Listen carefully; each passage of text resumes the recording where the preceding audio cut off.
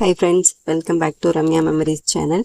இந்த வீடியோ இன்றைக்கி என்ன பார்க்க போகிறோன்னு பார்த்தீங்கன்னா, பெரும்பாலும் க்ளீனிங் ஒர்க்காக தான் இருக்க போகுது. அப்படியே வாங்களே காலையிலேருந்தே என்னென்ன நடக்குதுன்னு பார்க்கலாம். பார்த்தீங்கன்னா இது வந்து மார்ச் மாதம், அதனால் வேப்பிலை எல்லாம் கொட்டி வீடு முழுக்க இப்படி தாங்க இருக்கும். காலையில் கூட்டினா சாயங்காலம் பார்த்தா ஒரு கூட்டாத மாதிரி, வீட்டில் ஆளே இல்லாத மாதிரி கூட ஆயிரும். அதனால சரி காலையில் எந்திரிச்சதும் இந்த வாசல்லாம் பெருக்கிட்டு, வறண்டால கூட கம்மியாக தான் இருந்துச்சு. கீழே பார்த்தீங்களே எவ்வளோ வேப்பலை. முதல்ல இங்கேருந்து கூட்டிட்டு அதுக்கப்புறம் கீழே போகலான்னு சொல்லிட்டு தான் இன்னைக்கு காலையில் இந்த வேலையை முடிச்சிடணும். ஏன்னா மதியம் அப்புறம் ஈவினிங் டைமில் அப்படியே தூசி பறக்குதுங்க. இது வந்து கொஞ்சம் காலை டைம்னா அந்த பனிக்கும் அதுக்கும் வந்து அந்த தூசி பறக்காது. அதனால வந்து அந்த பெரிய விளக்கு மரம்லாம் தூக்கி போட்டு நல்ல ஒரு கட்டை பெருக்கு மரம் எடுத்துக்கிட்டு கூட்ட ஆரம்பிச்சிட்டேன். இதெல்லாம் கூட்டுறதுக்கு எனக்கு ஒரு அரை மணி நேரம் கிட்டே ஆச்சு. ஏன்னா ஒரு இலை வந்து உள்ள பதிகிறது அந்த மாதிரி இதுவும் இருந்துச்சு. சரி என்னன்னா இருந்தாலும் சரி அப்படின்னு சொல்லிட்டு கூட்ட ஆரம்பிச்சேன்.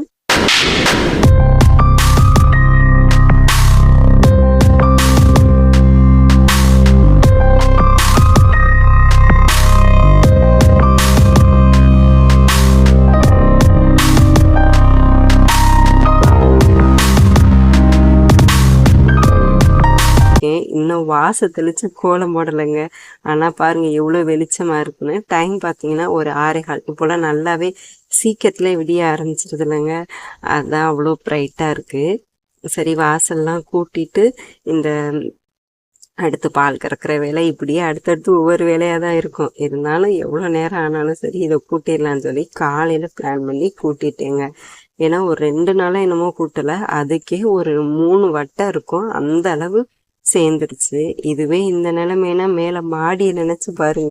வீட்டுக்கு முன்னே மரம் இருந்தாலே இப்படி தானேங்க. அதுவும் வேப்ப மரத்தில் பயங்கரமாக இலை கொட்டுது. எல்லா மரமுமே இந்த டைமில் இலையெல்லாம் கொட்டி அதுக்கப்புறம் தான் வந்து தலைய ஆரம்பிக்கும். இலை கொட்டுது, என்னால் கூட்ட முடியலன்னு சொல்லிட்டு மரத்தை வெட்ட வாங்க முடியும். அதுக்கப்புறம் காற்று வாங்க இங்கே போகிறது. நம்மளோட இடத்த நாம தான் கொஞ்சம் சிரமப்பட்டாலும் கூட்டி அள்ளணும். இது எல்லாத்தையும் கூட்டி முடிச்சுட்டு இனிமேதான் வாசலை தெளிக்க வேண்டியது இருந்துச்சு.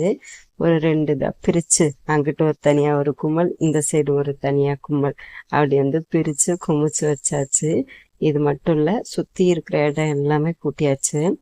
அப்படியே வாசல் எல்லாம் தெளிச்சு விட்டு இதுக்கப்புறம் வந்து என் ஹஸ்பண்ட் பால் கறக்கணும், இப்போ வர போறியா என்ன அப்படின்ட்டாங்க.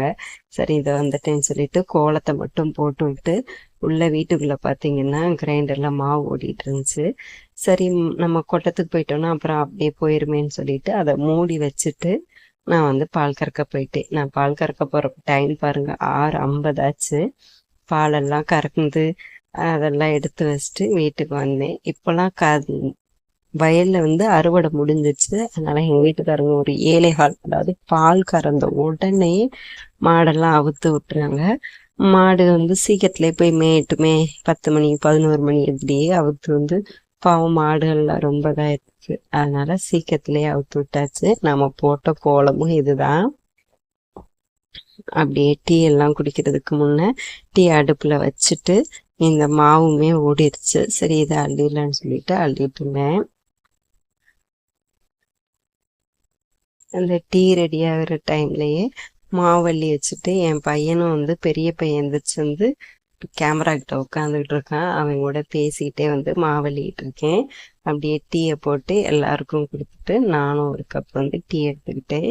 அன்னைக்கு சமையல் பார்த்தீங்கன்னா முட்டைக்கோசும் புடலங்காயும் போட்டு பொரியல், சுண்டைக்கடலை, கத்தரிக்காய் இதெல்லாம் போட்டு தேங்காய் அரைச்சி ஊற்றி குழம்பு வச்சுருந்தேன். ரொம்ப சிம்பிளாக குழம்பு காய் இதுவே போதுமானதாக இருக்கும். 2 வேலைக்குங்கிறதுனால கொஞ்சம் நிறையாவே வச்சுருந்தேன். விளக்க வேண்டிய பாத்திரம்லாம் தனியாக எடுத்து வச்சுருந்தேன். மாவும் பாருங்கள் ஆட்டி அள்ளி வச்சுருக்கேன். இதை கரைச்சி 2 தான் பிரித்து வச்சுருவேங்க. அதாவது அன்னைக்கு நைட்டுக்கு இட்லி செய்கிறதுக்கான அளவு தனியாகவும், அதுக்கப்புறம் வந்து மிச்சம் வைக்க வேண்டியதை அந்த பெரிய வாளிலேயே வச்சுருவேன். அந்த பெரிய வாளியில் இருக்கு பாருங்க, அதை வந்து உள்ள கொஞ்ச நேரம் ஒரு 2 மணி நேரம் அந்த அளவுக்கு மட்டும் வெளியில் வச்சுட்டு அப்படியே உள்ளே தூக்கி வச்சிட்டோன்னா மாவு வந்து அடுத்து யூஸ் பண்ண புளிக்காமல் நல்லாயிருக்கும். இப்போ கொட்டத்துக்குள்ள வந்து மிச்சம் மீதி வேலையெல்லாம் இருக்கும் இல்லைங்க. சாணி எல்லாம் மட்டும் பத்தாது, அதெல்லாம் க்ளீன் பண்ணணும். சரி இந்த ஆடுகள்லாம் அவுத்து விட்டுட்டோம்னா க்ளீன் பண்ணுறதுக்கு ஈஸியாக இருக்கும், ஒரே வேலையாக முடிஞ்சிடும். அதுக்காக தான் இதில் வந்து அவுத்து விட்டுக்கிட்டு இருக்கேன். இப்போல்லாம் கட்டி போடுறது, அப்புறம் கால் மதியத்துக்கு மேய்க்கிறது அந்த வேலையெல்லாம் கிடையாதுங்க. ஏன்னா வயலெல்லாம் அறுவடை முடிஞ்சதுனால இதுகெல்லாம் சீக்கிரத்தில் அவுத்து விட்டோன்னா போய் அது வயிறுக்கு மேய்ங்க. அதனால வந்து சீக்கிரத்துலேயே அவுத்து விட்டாச்சு. அடுத்து பார்த்தீங்கன்னா மாட்டுக்கு சோறு வெந்துடுச்சு. அதை கொட்டி வச்சதாங்க, இல்லைன்னா அப்படியே சட்டியோட சட்டியாக ஒட்டி கரண்டிலாம் போட்டு குத்தி எடுக்க வேண்டியதாக இருக்குது. அதனால் அது சூடாக இருக்கும்போதே வேறு பாத்திரத்துக்கு மாற்றியாச்சு. தண்ணி வந்து பார்த்திங்கன்னா பின்னாடி பாத்ரூம் சைடு வந்து காலி ஆயிடுச்சு. அதனால் அதுக்கு வந்து தண்ணியுமே மோந்து ஊற்றிக்கிட்டு இருந்தேன். இந்த வேலையெல்லாம் செஞ்சு முடிக்க எப்படியும் ஒரு 12 மணிக்கிட்ட ஆகிருக்கும்னு நினைக்கிறேன். தண்ணி வரும்போது பிடிச்சி ஊற்றுனாதாங்க அதுக்கப்புறம் வந்து தண்ணி ஆஃப் பண்ணிடுவாங்க. அதனால் வந்து தண்ணி தூக்கிட்டு போனேன். இப்போ உள்ளே வந்து பார்த்தோன்னா வீடெல்லாம் கூட்ட வேண்டியது இருந்துச்சு. அதையுமே கூட்டி அள்ளிட்டோன்னா நம்ம கொஞ்சம் நேரம் ரிலாக்ஸாக இருக்கிறதுக்கு நல்லா இருக்குமே அப்படின்னு சொல்லிட்டு வீடெல்லாம் பெருக்கிட்டு இருந்தேன். வீடெல்லாம் பெருக்கி இந்த வேலையெல்லாம் எல்லார் வீட்லேயும் பார்க்குற வேலை தான். ஆனால் எனக்கு அன்னைக்கு கொஞ்சம் எக்ஸ்ட்ரா வேலை இருந்துச்சு. பாருங்கள் இவ்வளோ பாத்திரம்னு, இது எல்லாமே விளக்கி வச்ச பாத்திரம். இது எல்லாத்தையும் எடுத்து அடுக்கி வைக்கணும். இப்படி தான் கிச்சன் இருந்துச்சு. இப்போ மாவு பாருங்கள் எப்படி பொங்கி இருக்குன்னு, நல்லா பொங்கி வந்துருந்துச்சு. இப்போ இந்த வாளியை தூக்கி ஃப்ரிட்ஜுக்குள்ளே வச்சுருவேன். இதைத்தான் வந்து இட்லிக்கு வந்து அந்த நைட்டுக்கு யூஸ் பண்ணுறதுக்கு. என் பையன் வந்து வீடெல்லாம் க்ளீன் பண்ணிட்டு இருக்கும்போதே எனக்கு சத்து மாவு வேணுமா அப்படின்ட்டா. அவர் ஒரு சத்து மாவு பிரிய. பாருங்கள் அவருக்கான கிண்ணம் எடுக்க போயிட்டாரு. ஒரு கொஞ்சமாக கொடுத்தேன், அவ்வளோதான் சாப்பிடுவான். ஆனால் இருந்தாலும் பாருங்கள் இன்னொன்று வேணும்னு சொல்லிட்டு நிற்கிறேன். 2 இது கொடுத்தாதான் போவார் அவர். சத்து மாவு சாப்பிட்றது குழந்தைகளுக்கு நல்லது தானேங்க. பால்வாடியில் கொடுத்த சத்து மாவு தான். நினச்ச நேரம்லாம் கேட்பார் அவர். இப்போ பாருங்கள் எல்லாம் எடுத்து வச்சாச்சு. இருந்த பாத்திரம் எல்லாம் எடுத்து அடுக்கி வச்சுட்டு வேலையை முடிச்சாச்சு. அடுத்து வந்து அன்னைக்கு மாப் போட வேண்டிய வேலை இருந்துச்சுங்க. இது ஒரு 3 மணிக்கு மேலே தான் நினைக்கிறேன்.